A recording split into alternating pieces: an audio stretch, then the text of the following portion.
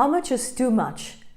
This is the question a client asked me recently while he was defining the job description for a very key position in his business. Hi, this is Shweta here, and today I will be discussing with you a very important approach called phase approach to take care of this dilemma based on a framework. And remember to subscribe to the channel to get some practical ideas and strategies for your business. All right, so let's get back to the question. How much is too much? The concern that this client had was that if he were to give little, then there is a precedent that gets set. There is a standard that gets set. And then anytime extra work is given or extra responsibility is given, the person feels it's too much to do, right? I'm sure you're familiar with that. There's so much to do, I can't take care of this. Or the other situation could be that if we give too much to a person, when they're starting in a role, it could result in overwhelm. And more importantly for me personally, which I did mention to the client, is that you're actually unknowingly setting the habit of non-performance, setting the habit of not achieving what needs to be achieved. And that's not a good habit or a precedent to set in this case, right? So there are both these scenarios. There could be untapped potential, there could be overwhelm, or a wrong habit or a wrong culture that's being set. So how do you really go about this? So this was the discussion, okay? Now, what I suggested to the client here was that look for three-phase approach, okay? And what that simply means is that rather than saying that there you go, this is your full role, you actually chunk it down into three parts, okay? Could be 5 parts, could be 7 parts, but 3 is a good number. So chunk it down into 3 parts. Now, why that's important?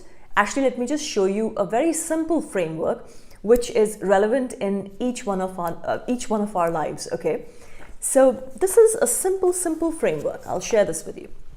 Now, this is exactly what we do with our clients, that there is this performance that's happening, and as there is a good pressure, and pressure is good, by the way, okay, if it's channeled in a conscious way, if it's designed in a mindful way, and that's what we're doing. We're actually increasing that pressure, that focus, and as you do that, the performance is increasing. So similarly, you as the business manager or a business leader, business owner, when you are having those meetings, those discussions with your team members, when you're setting targets for them, KPIs for them, you are actually increasing that conscious pressure, that focus. And because of that, the performance is increasing, right?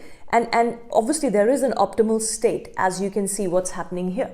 And then after a point, the performance starts coming down because there is overwhelm, there is a feeling of fatigue, not knowing. It's like unknown zone that they get into. So it's just keeping this framework in mind. Happens and applies to kids, it applies to you, it applies to me, it applies to people, right? So knowing how to apply pressure and how to make sure that that's actually enhancing the performance. Now let's get back to three-phase approach. Now imagine the question that the client had was that if I give too little or not at the right level, then maybe, I'm actually having a person somewhere here that they are performing, but actually they can perform better. They can actually do more. And rather than setting a base of saying, oh, this is how much I can deal with and that's it, this is my role. So how do I actually define, at the same time knowing that I don't want to be having the person here where there is overwhelm or bad habits setting in, right? So how do we stay somewhere here? So three-phase approach is basically you define what is non-negotiable for this role, right? What's the core? What's the fundamental? And the way I ask this question, saying that, okay, if this person were not to do X, Y, Z, then you know that this role is not working and you will let this person go. What are those fundamental attributes of this role, or not attributes, what are the fundamental deliverables of this job role? And once you define that core, that's phase one, okay? That's where you ensure that this person is coming to grips, is delivering, is performing, and is actually enjoying that. Now, how long should this phase one be?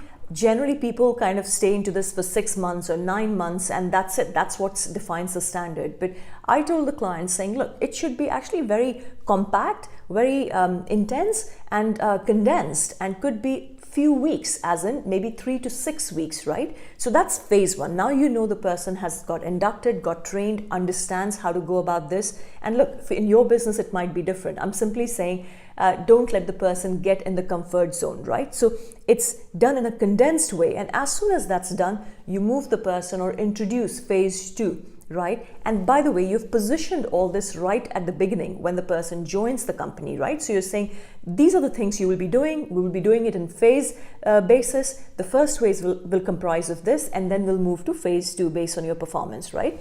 And then you move the person to phase two. And hopefully, as the person is moving to phase two, you will realize that actually the performance is increasing. They are able to deliver more, and they are actually performing better because they're actually enjoying this add-on, to their job description. And think about it at a psychological level. When someone is joining and they know there are phases, phase one, phase two, phase three, they've successfully completed phase one, phase two is being introduced. Think about the psychology, the motivation. They know they are progressing, right? There is enthusiasm and they are delivering. And this is good for the business, this is good for the individual, this is good for everyone on the team, okay? Now, as you move this person forward, and it could be another few weeks or couple of months that they are now also taking on board phase two deliverables, you might realize that actually, the person is still engaged and wants to have phase three, but by the time the phase three is introduced, now it's kind of going somewhere here, and there is this creaking happening. There's a little bit of like, too much to do, or they are slipping on their timelines, their deliverables. And now at this point that as their line manager, as their leader, you've actually got the person performing somewhere at this point. And I've consciously put this point to slightly on a downward gradient rather than right here or right here, because and this is an important point, please make a note of this, that as business leader, or let me call line manager, right? As line manager, your role is that your individual, that team individual is performing literally at this level, right? You are pushing the person to the point where now you can see that they have reached their capacity, and that there are a little bit of like that slip happening, and you bring them back up here and keep them at this point. And this is a constant adjustment. Sometimes you will get them here, sometimes you'll get them here, and your role is to keep them here. And that's where you're maximizing their potential. You're helping them to be their best, and that's your, I wouldn't call it duty, it feels heavy, but that's your responsibility as their line manager, to ensure that they're doing the best possible that they are capable of, right? We are maximizing the potential here. So that's phase three. Now it's possible that by the time you come to phase three, actually it's not practical. It's not possible because the person has got maxed out. And at that time, it's okay for you to adapt it, for you to maybe, park it and say, yeah, that's not for you, because in any case, that was an add-on, but you've taken care of phase one, phase two, and maybe a little bit of phase three, right? So there is a lot of room to maneuver, to adjust, to adapt based on the other person and based on what the business requires.